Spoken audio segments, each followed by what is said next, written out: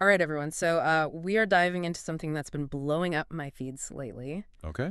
Digital game ownership, or should I say like the illusion of it? Mm-hmm.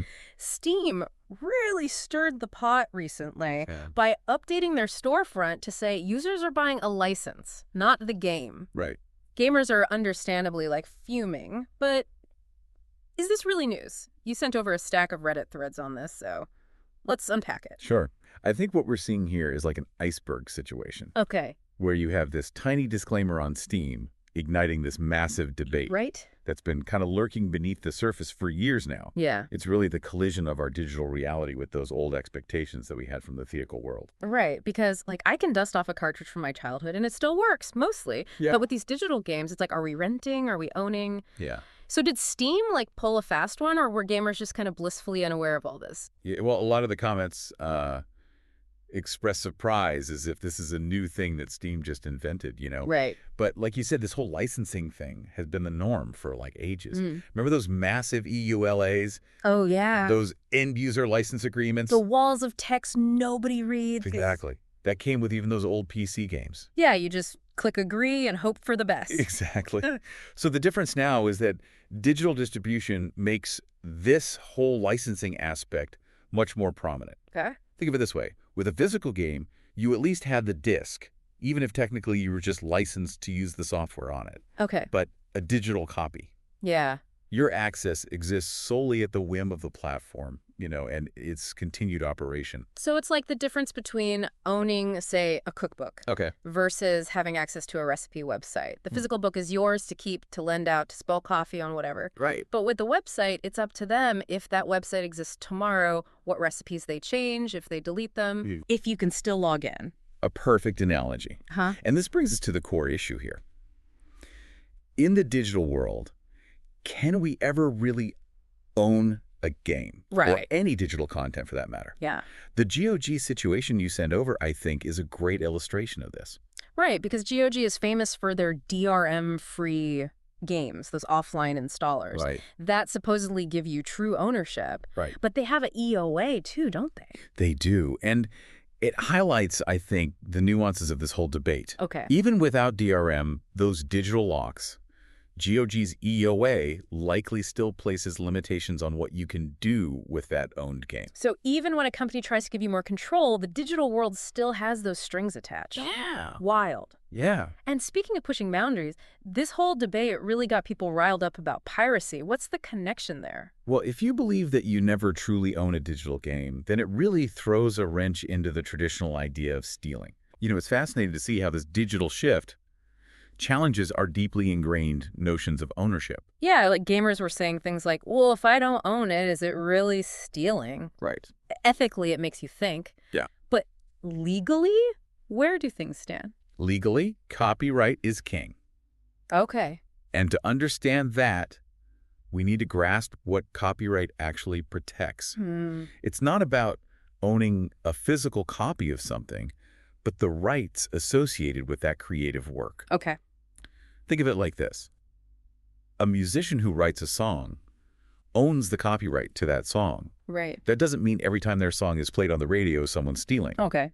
It means they have the right to control how that song is copied, distributed, and performed. And that's where licensing comes in. Exactly. You're not buying the song itself, but the right to listen to it under certain conditions. So when you buy a game, you're essentially just buying a license to access that copyrighted work. Exactly. Not the copyright itself. You're being granted a limited right to use that software under the terms set by the copyright holder. Which brings us to the very real ways this impacts gamers. You included a bunch of stories from users who lost access to delisted games or got locked out of accounts. Yeah. It's one thing to talk about licenses in theory, but like hearing about these real-world consequences really brings it home. And these stories really highlight those potential downsides of convenience. Right. Like you're trading a bit of control for that seamless access to this huge library of games. Remember that Gabe Newell quote you sent over? Oh, yeah, where he says gamers often choose convenience over ownership. Yeah, it's almost like he predicted this whole debate. Totally. It's a telling admission, though. Yeah. Steam's success, in many ways, hinges on providing that fictionless experience. Right. But it raises the question, did we as consumers unknowingly agree to this trade-off? Did we prioritize the now of easily buying and playing games over the what if of future access? Yeah, and it's not even hypothetical anymore, right? We see those what ifs playing out with delisted games, account issues, all that. Right. It's making people wonder, is there any way to get the best of both worlds? Right. Well, some argue that platforms like GOG, with their DRM-free model, offer a degree of future-proofing. Right, because even if GOG vanished tomorrow, you'd still theoretically have that installer file. Right. But you mentioned their ELA might have some limitations. Exactly. It's important to remember that even DRM-free doesn't necessarily mean zero restrictions. Okay. GOG's ELA might, for example, still limit your ability to modify or redistribute the game, Right. even if you have a local copy. Okay. They're still operating within that copyright framework we discussed earlier. So even the most ownership-friendly option still has its caveats. Right. It seems like a lot of users are feeling stuck between a rock and a hard place.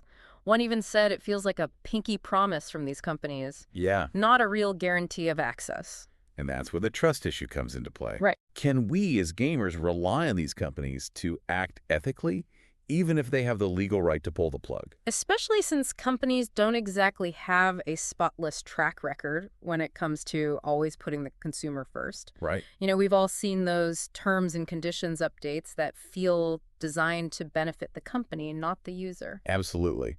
This whole debate has illuminated the power imbalance inherent in these digital ecosystems. Yeah. On one hand, you have gamers who just want to enjoy their hobby. Right. On the other, you have corporations with teams of lawyers and the power to dictate the terms of service. Yeah, it's interesting, though, because this conversation goes way beyond gaming, right? Right. Like, one user brought up Bruce Willis's family not being able to inherit his digital movie collection. Yeah. It seems like this issue of digital ownership is going to become increasingly relevant as more of our lives move online. Absolutely. Think Yeah. about music streaming, ebooks, Yeah. even our social media profiles. We're amassing these vast digital libraries, but what happens to them down the line? It really challenges our traditional notions of inheritance and ownership in a big way. So what can we do about it? Like, is it up to lawmakers to catch up with the digital age and give us clearer rights? Some people even mention that Europe has digital ownership laws. What's the deal with those? Yeah, it's true that different regions are tackling this in various ways. Yeah. The European Union, for example, has been more assertive in establishing certain digital rights for consumers. Okay. They've pushed for things like the right to repair for electronics. Mm-hmm. And they have regulations that make it harder for companies to unilaterally alter the terms of service for digital content. So it sounds like they're trying to give consumers more of a voice, Yeah. more leverage in these relationships with companies. Is that something we're seeing elsewhere? To a degree, yes. We are witnessing, I think, a global shift towards recognizing and addressing these digital rights concerns. Okay. Australia, for example, had that high-profile case with Ubisoft Right. over their no refunds policy on digital I games. remember that, yeah. Yeah. So even if the law hasn't fully caught up in every region, it seems like at least consumers are starting to flex their collective muscle and demand better. Right. That's kind of empowering. Yeah.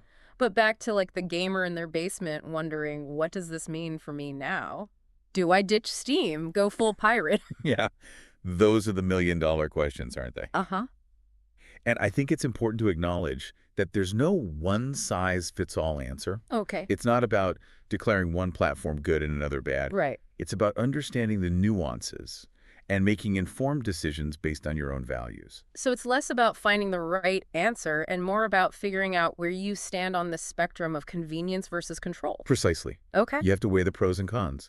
Do you value the ease and affordability of Steam, even with the inherent risks? Right. Does the idea of DRM-free, even with its limitations, appeal more to you? Or do you find yourself questioning the entire system? And then there's that elephant in the room, the one Yeah. we haven't fully addressed yet. Yeah. Piracy. Right. For some gamers, it feels like the ultimate act of rebellion against this system, Yeah. where they feel like they never truly owned anything in the first place. It's a tempting narrative for some. Totally. You know, why play by the rules if you feel like those rules are rigged against you? Right. Like, if they're going to treat it like I'm renting anyway, might as well download it for free. Right. But ethically and legally, it's obviously a complicated issue. It is. And while I certainly understand the frustration that fuels those arguments, I think it's crucial to remember that piracy has its own ethical and legal implications. Right. It's not a victimless crime, and it undermines the very foundation of creative industries. Definitely. Plus, let's be real, even if like piracy feels justified in theory, Yeah, it often comes with its own set of practical headaches, totally. like dodgy downloads, malware risks, no customer support, Right. not always a walk in the park. Exactly. It's important to see that full picture. This isn't just a black and white issue with easy answers. It's a complex landscape of, competing interests, evolving technologies. It really is. And, going through all these Reddit threads, one thing that struck me was how many people seem resigned to the situation. Yeah. Like one comment said, this digital ownership debate has been going on forever, and people clearly voted with their wallets. Convenience wins. It's kind of a bleak outlook, isn't it? It is, but it also highlights, I think, the importance of awareness and engagement. Right. Maybe if we, as consumers, had pushed back earlier, demanded more transparency and accountability from these platforms, maybe things would look different today. Right, because it's not like there aren't alternative models out there. Right. Some people mention blockchain as a potential solution Yeah. for true digital ownership. What's your take on that? Blockchain is definitely an intriguing avenue. Yeah. This idea of using this decentralized, transparent technology to verify ownership of digital assets. It's fascinating. Yeah. It's still early days, of course. Right. And there are hurdles to overcome. But it's a promising area to watch. Totally. And it's not just about these fancy tech solutions, is it? Right. Like some users were talking about like community-driven preservation efforts, like groups dedicated to archiving and making old games accessible. Right. Even if they're delisted from official platforms, it's like the digital equivalent of those passionate vinyl collectors who keep classic music alive. Absolutely. Yeah. It's inspiring to see that kind of grassroots activism. Yeah. It shows that gamers aren't just passive consumers. Right. They care about preserving gaming history and ensuring that these digital worlds we love don't just vanish into thin air. It all comes back to that question we keep kind of circling, right? Yeah. What does it mean to own something in the digital age? Yeah. Is it about having a file on your hard drive? Is it about having the legal right to access that content? Right. Or is it something more than that? That's the million-dollar question, isn't it? And it's one that each of us has to grapple with as we navigate this increasingly digital world. There's no single right answer, but the more informed we are, I think, the better equipped we'll be to make choices that align with our values. Well said.